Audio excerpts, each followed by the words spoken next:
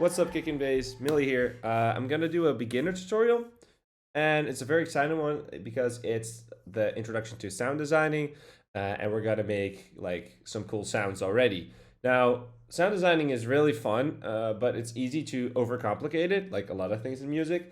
And with this video, I kind of want to encourage you guys to do sound designing yourself because we're gonna make some classic sounds that sound really good, but are actually really easy to make once you get like the hang of the techniques and a little bit of the theory so you can understand.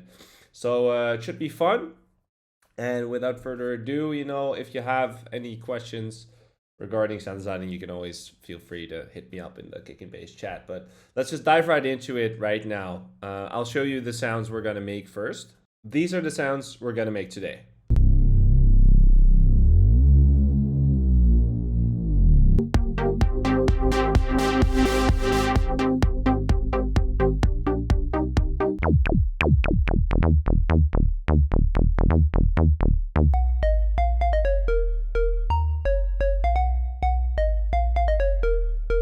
All right, and let's dive right into it. We're gonna start with Serum. Why? Because Serum is a super nice synthesizer. In general, it's very, it can basically do everything, all types of synthesis. There are multiple types, which we can talk about later. Now, there are some synths that do other types of synthesis a bit different or better, or, it might be better for some occasions, but Serum is just a nice go-to. It's always good. And if you were getting a synthesizer, get this one. It's also really easy to learn with this one. Before we dive into the sounds, I'm just going to tell you the basics about synthesis. Because synthesis, the way it works, it's basically there are different sound waves. Sound waves that generate all these different timbres and cool sounds and colors. Now, look at these sound waves as if they're primary colors. Like the primary colors are red, yellow, blue, I think, right? Think of him as that. With those colors, you can make any color. So here, to get to these basic shapes, as they're called here in Serum, you go analog, you go basic shapes. These are the fundamental waveforms that we have inside of Serum, and I'm going a little bit fast right now for people. If you've never really opened the synthesizer, this might be going a little bit fast, but I'm just going over the theory a bit faster because it's good to know. It's not 100% necessary, so I'm going over it just for people who are interested in learning that, people who just want to copy me and do the settings, which I don't recommend. I recommend you try to learn it a little bit, but I'm trying not to spend too much time on the theory. Again, if you have any questions, ask. So fundamentals are 4 different waves. We have the sine wave, we have the saw wave, we have the triangle wave, and we have the square wave. Now, these waves that come after are basically square waves with a different pulse width modulation. So you can, with a different pulse width, and you can see, they're still the same wave that kind of move around. And I think this is just an analog you saw, so it's a slightly different one. But we'll get into that. For now, I just want to show you first what they look like frequency-wise, because if we go to the different waveforms, we can already see they have different characteristics. So let's say we do the sine wave. The sine wave is one frequency, as you can see here, in this case 355 hertz or 335 hertz, which is a specific note. In this case, it is a E.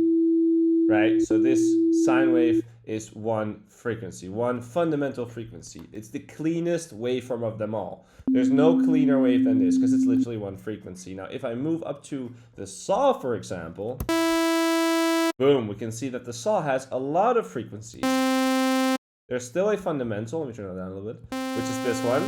This is the note that we're playing, but all these other frequencies that are coming on top of it are harmonics.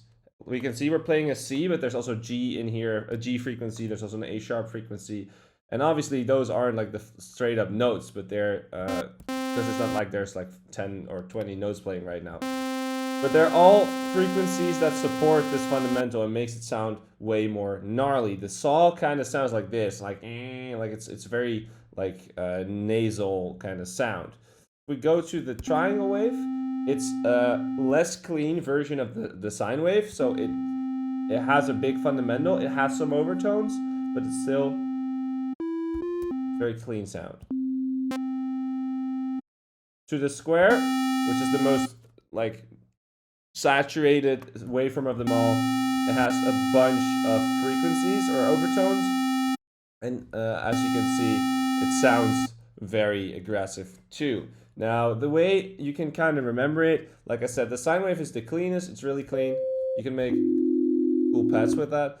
The saw wave is very nasal. The triangle sounds just like a sine wave, but just a little bit more frequencies. And the saw, or the square, it's also when you scan something like in the grocery store. It's a very bright and harsh sound. Now, it's important that you start to train your ears to discover these fundamental waveforms, because if you kind of know what to look for, how they sound, you can listen to a sound and be like, oh, that's this waveform, oh, that's that waveform, and that's the first step you're going to take whenever you're trying to create a sound. You're gonna want to know which waveform to use. If somebody tells me, can you remake this sound, I'll listen. Okay, am I hearing a saw? Am I hearing a square? Am I hearing a sine? Am I hearing a triangle wave? And I'm saying, oh, I'm hearing a saw wave. Let me start there and go from there. That's really how every sound is like designed or recreated. Now, even with these waveforms in their basic shape, like just a square,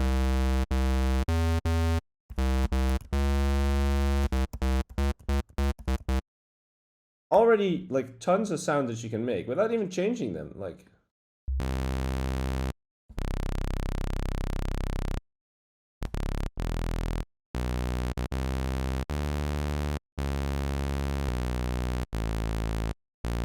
there.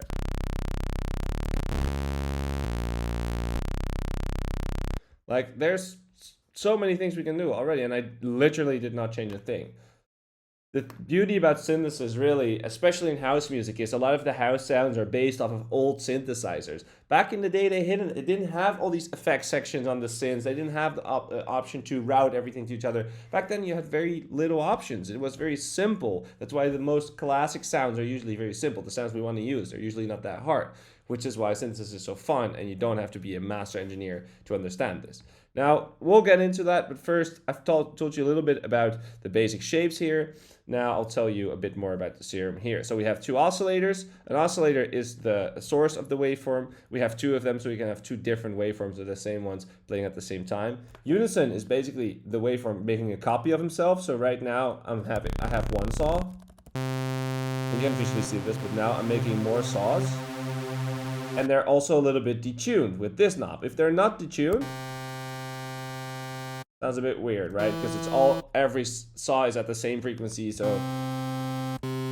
they're gonna phase and they're gonna change. Now, if I detune the saws, now every one of these saws, let's say I have 3 saws,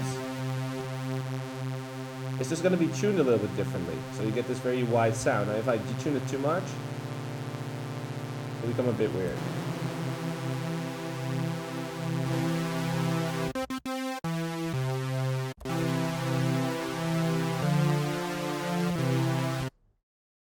See? So with that, we get the super saw, which is a very classic sound.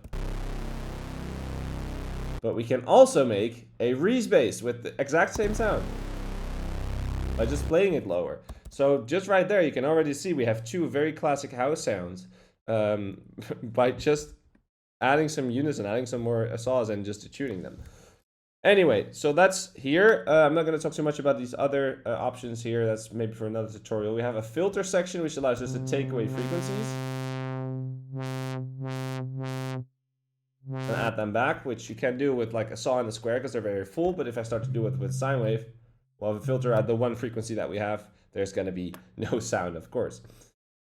Then we also have the envelope section. This is the way the sound, the shape of the sound, like the way the sound travels. And you can visually see it. Let's say I add the tack. You can see our sound coming up slowly. Let's say I lower the sustain, add decay. We see the sound going down. So this is just the way our sound is going to travel. And envelope 1 is always linked to the volume. Envelope 2 and 3 are free. We can apply them to wherever we want. I'm also not going to talk about LFOs. for another tutorial. I'm trying to keep this is the basics. I want to keep it simple as possible as now. We're also not going to talk about the effects section. We don't really need it yet for another tutorial. We're just going to go through like the basics. We have a sub, which is basically an extra oscillator, which has a little bit less options, and we have a noise, which can add noise. Now let's get into some sick sounds. All we're going to use is the oscillators and the filter, maybe some noise or whatever, and these envelopes. That's what we're going to use to make these sounds, and trust me, you can make sick sounds with this. The first one I want to show you is, I already kind of did, the classic Reese bass. Now the way we make a nice Reese bass fast is by adding a bunch of saws together and detuning them. Now if we play this in a lower octave and filter it,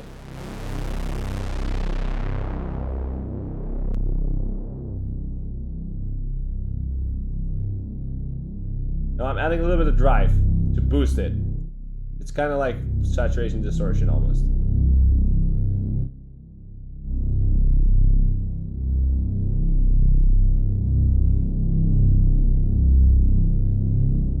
See, because it's becoming a lot louder. Now, if we put the mono button here, that means that we can only play one note at a time. And if we then up this portamento, then we can glide the notes.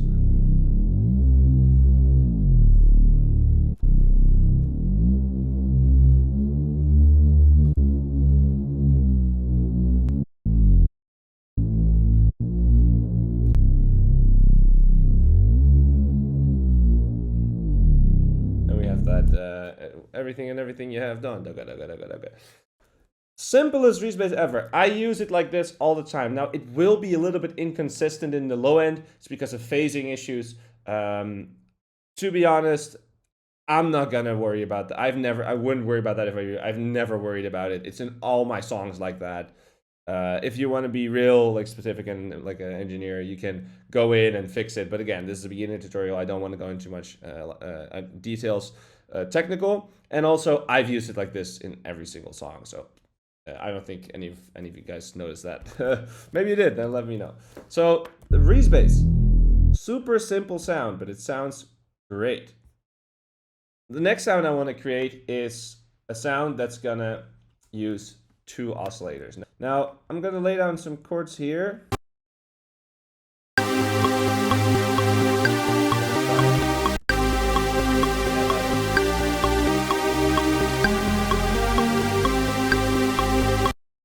What's gonna make this sound is the filter movement. Now I can turn a basic sound like this into a very cool one by just moving the filter. Now I need to make sure that both oscillators are affected by the filter.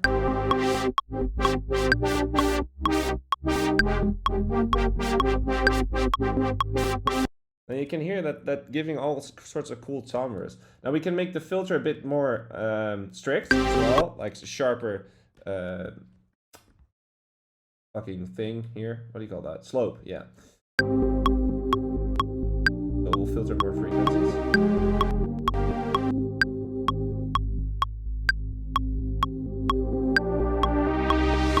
Here's where we can do something really cool, because if I use this envelope now, I want the filter to basically do this. Tap, tap, tap, tap, tap, open, close, open, close, open, close. Now I can let it do that by itself by just dragging an envelope to the filter. Now I can set the point where I want it to end, which is just basically where I leave it. I want to say how far I want the filter to go up. And then I can draw in the shape. So right now nothing will happen. But let's say I draw a shape. I do a little bit of attack. Now it's gonna take the filter some time to open up. Now it doesn't have enough, because the notes are so short right now, it doesn't have enough to open up fully. But what I can do to show you is turn down this sustain. What's this gonna do? This is gonna say, hey filter, start all the way open and then slowly go down. Now, let's see.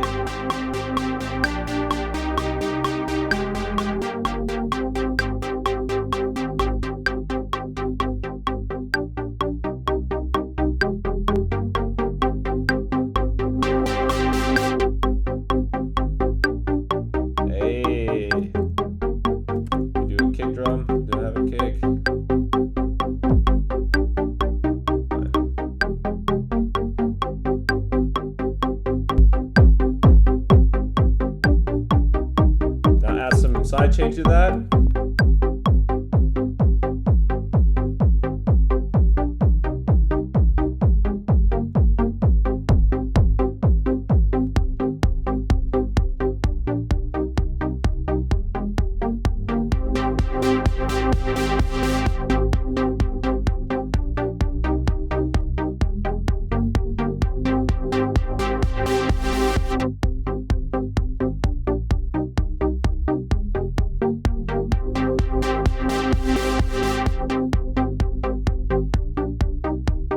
Right, and that's an amazing sound from the deadmau5 song, of course.